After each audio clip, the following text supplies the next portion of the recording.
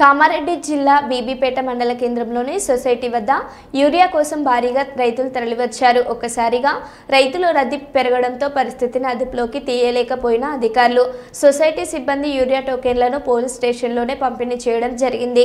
ఈ సందర్భంగా కేవలం 600 బస్తాల యూరియానే అందుబాటులో ఉండడంతో ఎవరికి ఇవ్వాలో అనే సమస్య తలెత్తింది. దీనిపై రైతులు సిబ్బందితో పాటు పోలీసులు కూడా వాగ్వాదానికి దిగారు.